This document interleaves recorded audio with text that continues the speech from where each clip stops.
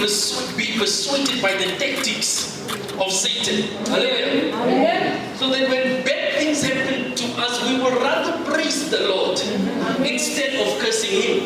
Because we understand this attack upon my life right now is not because of me. Yes. It's not because of what I carry or what I have. Amen. It's not because of my children, no. This attack is because of my relationship with God. Amen. And this is what Satan was after. The relationship of God, amongst God and between God and Job. Amen. Hallelujah. Amen. This is why battles increase the moment you give your life to God. Battles increase the moment you decide to open your Bible and read. The day you decide to grow spiritually is the day Satan decides to put a target behind your back. Amen. Hallelujah. Amen. Praise the Lord. Hallelujah. God is good. All the time. All the time. God is good. Hallelujah. Amen. God is good. All the time. All the time. God is good. Amen. Amen. 1 Kings 22 verse 19 to 23.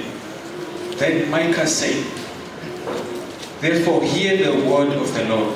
I saw the Lord sitting on his throne. Wait. This is the prophet Micah, right? Yes, my prophet. I saw the Lord where? Sitting on his throne. So once again, the prophet is seeing God in his throne. Hallelujah. Amen. Continue. And all the host of heaven standing by, on his right hand and on his left. So with the angels again.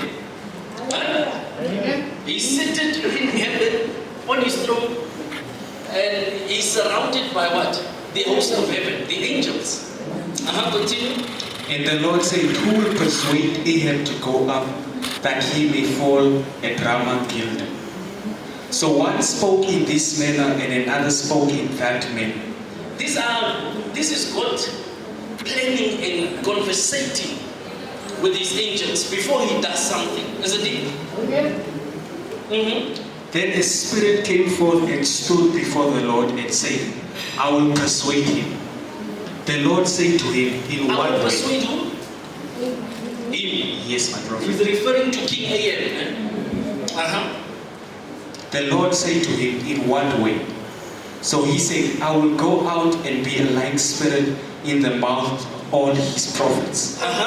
Continue. And the Lord said, you shall persuade him and also prevail. Hallelujah. Go and do so. Now look at this. The angels of God, with God himself, is sitting in heaven. And they are having a discussion over King Ahab. Hallelujah. Amen. Each one comes up with a plan on how they will kill Ahab. Is dat zo? Amen. Hoe gevaarlijk is het om van God te beplan te worden? Nou, wie toe hardloopt je voor jou als God heel te Hallelujah. Are we together? Amen. Praise the Lord. Amen. Because it does not help you go to the prophets. Because they work for God. And now you also hear this angel saying, listen, I will turn myself into a lying spirit on the tongues of the prophets. Yes, wow. No, wow, now they know how it's a that as God would. Hallelujah. They understand me. Hallelujah. Amen. And what this scripture is trying to reveal to us is that before any event takes place physically, then it is first ordained and orchestrated in heaven. Whether it be a good thing or whether it be a bad thing, before it can happen, please understand, child of God, that it does not leave heaven without God knowing. Hallelujah. If you hit your toe yesterday, hallelujah, it had to happen like that because heaven has ordained and orchestrated it to happen that way. Amen. Hallelujah. Amen. Amen. If you lost your parents, both your parents, at a young age, it was orchestrated and ordained first in the spiritual before it could happen. Amen. Hallelujah. Amen. Praise the Lord. Hallelujah. And this is why I want you to understand, child of God, that life is more spiritual than you think. Amen. Hallelujah. Amen. Amen. Amen. let us go deeper with this. Hallelujah. Let us quickly go to Genesis 41 verse 1 to 7. Hallelujah.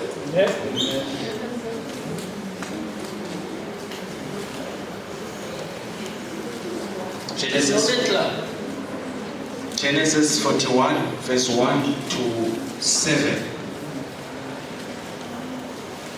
Then it came to pass at the end of 2 full years that Pharaoh had a dream, and behold, he stood by the river.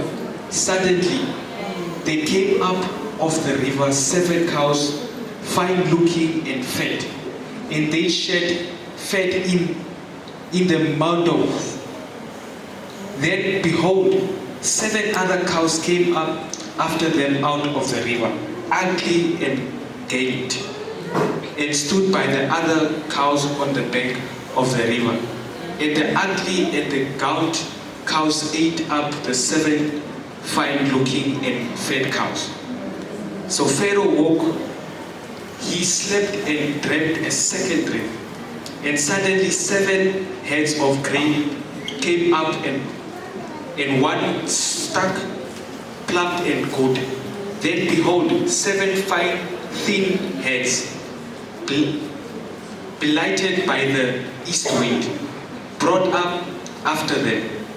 And the 7 thin heads devoured the 7 plump and full heads. So Pharaoh woke, and indeed it was a dream. Hallelujah. So we see the dream of Pharaoh, right? Can we go to verse 25 quickly? To 30. The same chapter.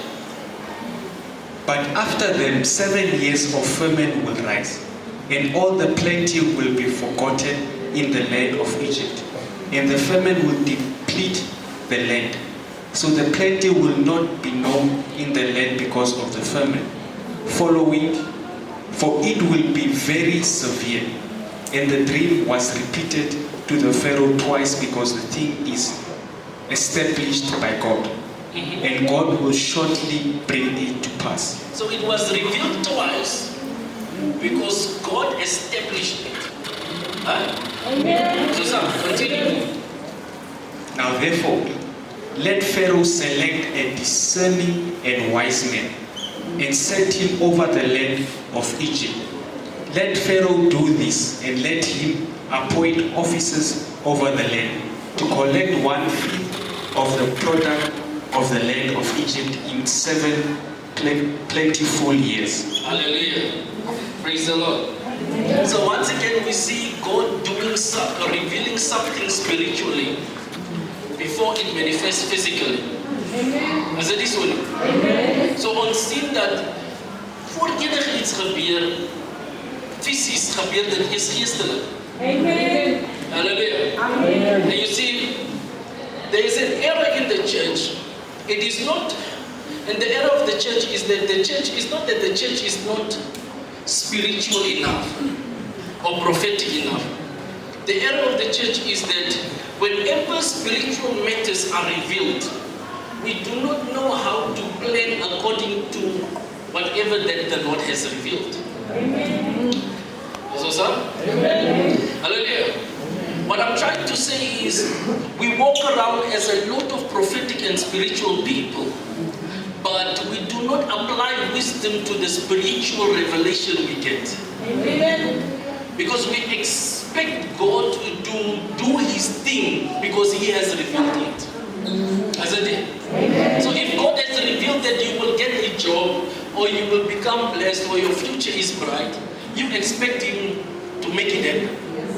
Hallelujah. Amen. But we read here it was not the case in the dream of Pharaoh. God established this dream, revealed it to him 2 times. But Joseph still instructed Pharaoh to do what? Appoint wise men. So, what did that verse again? Hallelujah. Amen.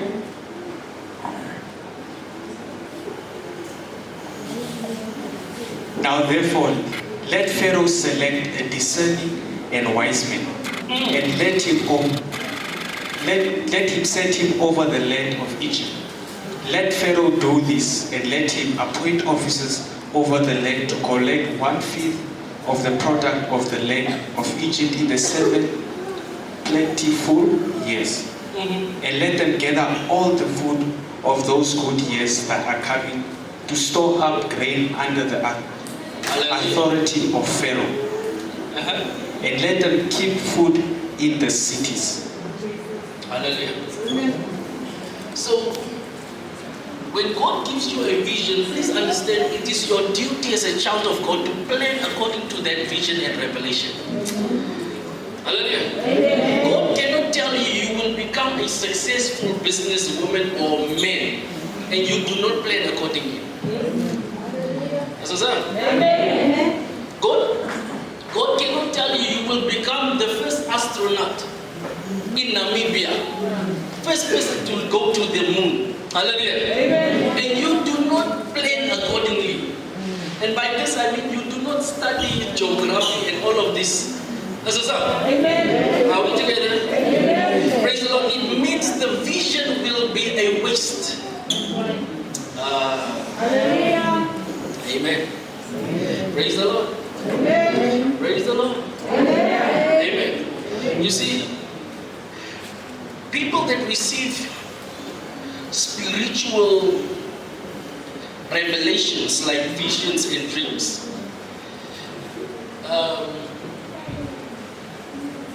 are open and for attack from Satan if they do not apply wisdom to whatever vision they have received.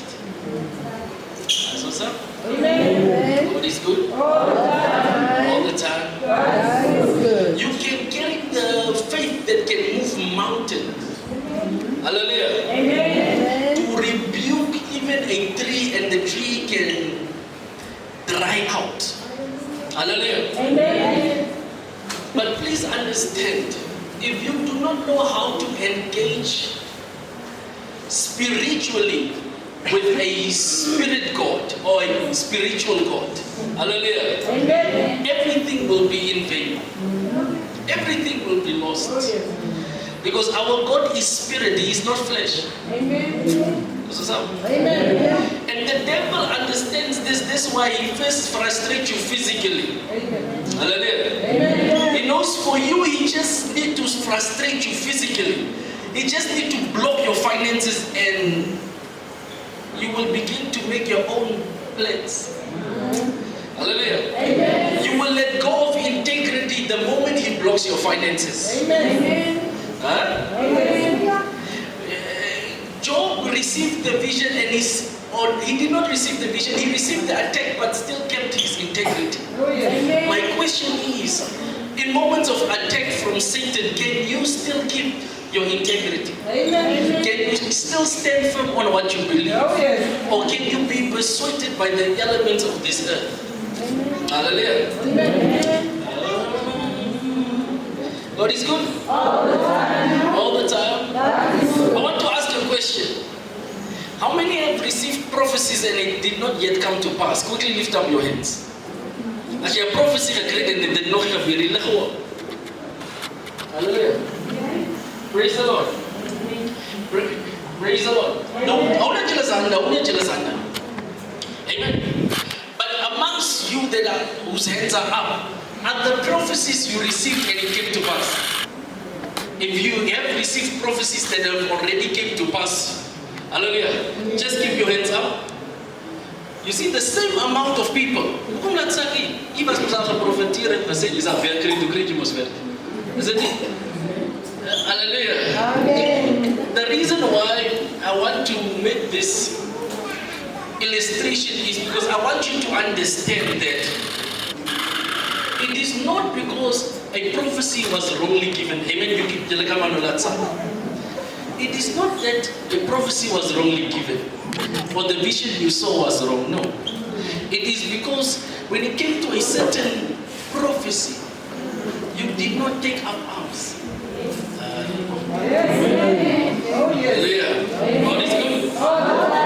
Dis hoekom jy sal sien die eerste profesie wat jy gees het sommer in 5 dae gebeur. Amen.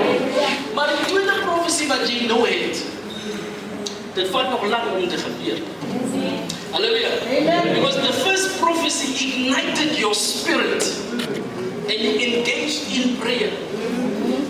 You were on fire for the Lord. Hallelujah. Amen. And because it manifested, you believe that God will just make it happen like He made it happen with the first one. And so you decided to let go of your cross. And anders draai kom op en sê ek het mos 'n profeet mos. Dit sal net gebeur. Ons Mike Tyson, dit sal net gebeur. Dis ons nou. Dis maar met God is good. Not realizing that the moment a vision is revealed, you are open for attack. And there are spiritual things and people that can stop that prophecy from happening. Let's go to, I want to show you 2 Kings chapter 3 from verse 16 to 19. 2 Kings